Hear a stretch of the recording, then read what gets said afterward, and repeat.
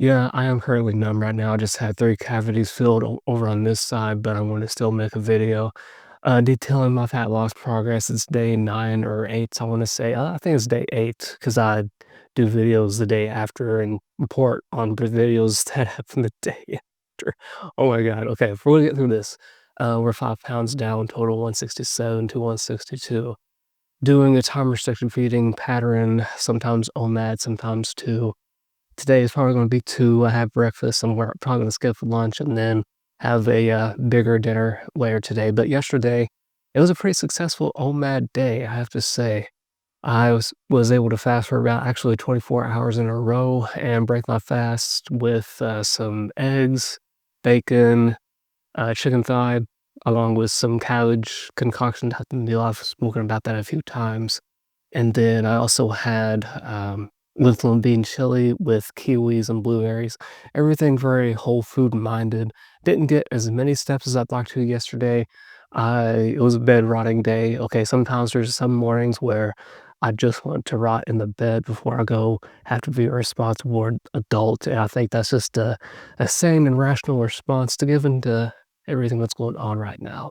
But we still persist, and I still do what's right by my body, and I just make up for it later. So oh, and I got to play some Dungeons& and Dragons yesterday. That was a pretty cool evening. We normally don't get together on the weekdays, usually it's just the weekends, but we've been having some inconsistency with doing the indie on weekends 'cause, we're busy adults, we got different relationships and different responsibilities. So, as far as, plans and adjustments for goals, I think I talked in my last video about having to adjust them because I was just planning on getting 160 in 1 month. I wanted to create a realistic expectation so I'm not met with grief when I step on the scale over and over. But the good thing about 1 meal a day and fasting and having long windows of time without consumption is that that just gives more time for your body to use fat as energy, right? And that combined with good steps and moving the body with strength training or calisthenics, whatever your choice, I'm choosing calisthenics plus some barbells and dumbbells here and there, and just making sure some days, depending on the energy, I may progressively overload and just try to shoot for more reps or shoot for more, stuff on the what shoot, what's it called? More pounds on the barbell or anything like that. More resistance, that's the word I'm looking for, with how heavy it is. But because I am giving myself less energy, I have to make sure that I'm not pushing myself, otherwise I'll risk getting, like, ocular migraines. I don't know if you've ever experienced that, but I had one recently where you can push yourself too hard at the gym and, like, you start seeing specks and, like, little rifts in your eye, in your vision, and it kinda expands, and it's kinda scary. It's like, "What in the world's going on?" But that happens because there's not enough, breath flowing to the brain, and I don't know, it's weird. The eye doctor or optometrist, explained it a little bit differently to me, but that's what it is. It's like you push yourself too hard at the gym, sometimes the blood flow doesn't reach the brain and the eye sockets too well, and that can kinda happen, so that's something I have to be careful with, and when I'm on a deficit for especially for a prolonged period of time, I just tend to not want to move as much at the gym. I just tend to want to do movements that, you know, full body, that target it and just send that signal that to keep it, you know what I'm saying?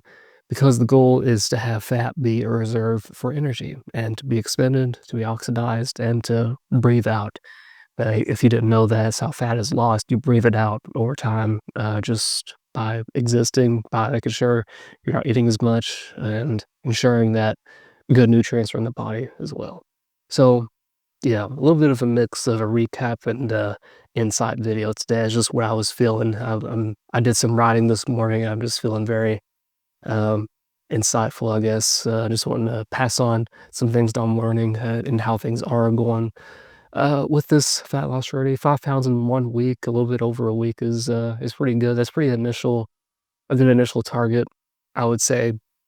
Because what's happening there is some water weight is being lost, some glycogen's being released, and from this point on, I'm looking to just lose maybe 2.5, um, on average per week, with the kind of deficit that I'm doing.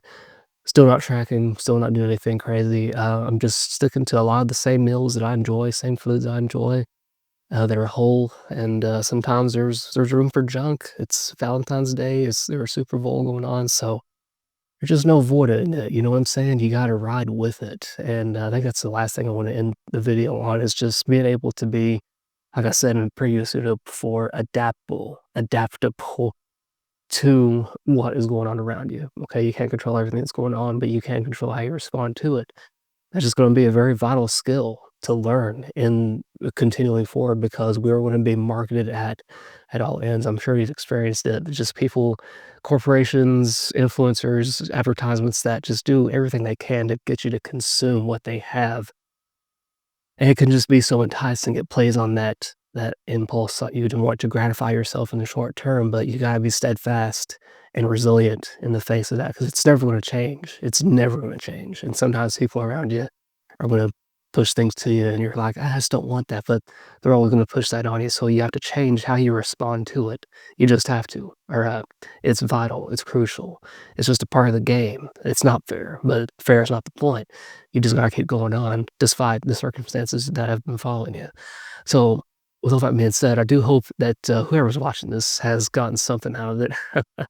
I will just be detailing my whole journey here and just showing realistic photo updates per week on what my body is looking like and just talking about the journey of fat loss in today's, current environment. And just trying to do my best and getting you to do your best as well. Okay.